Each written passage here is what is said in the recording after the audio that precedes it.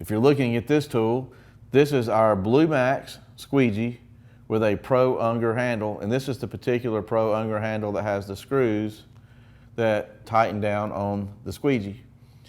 This is a classic. This one's been around for, I don't even know how many years. Let's just say over 20, maybe even over 30, I'm not exactly sure. But this is a classic. It's got a round handle with a sleeve on it that is like rubber, and it allows you to get a very good grip. This is a finishing squeegee primarily. It's used when you need a lot of leverage because it's got a handle on it. It gives you that leverage.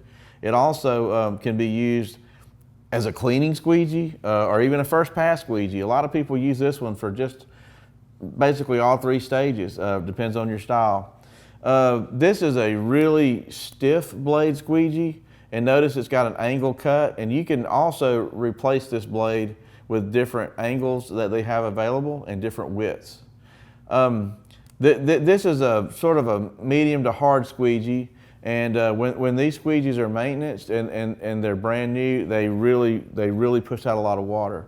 A lot of people have to realize that when you use this squeegee and you're putting pressure on it, you can change the angle of this blade, and that causes different effects for different people, because it's got like about a inch and a half sticking beyond the handle. There are other squeegees that are similar to this that are shorter, and when you have a shorter squeegee, you don't have as much flexibility. So whatever angle the blade comes with is the angle that you stay consistent with. You can sort of over time change the angle of this one by how much pressure you put on it. Anyway, this is a very popular classic. This is the Max Squeegee, and it is versatile. It can be used in all three steps. You will really enjoy this tool. If you don't own a Max, buy one today.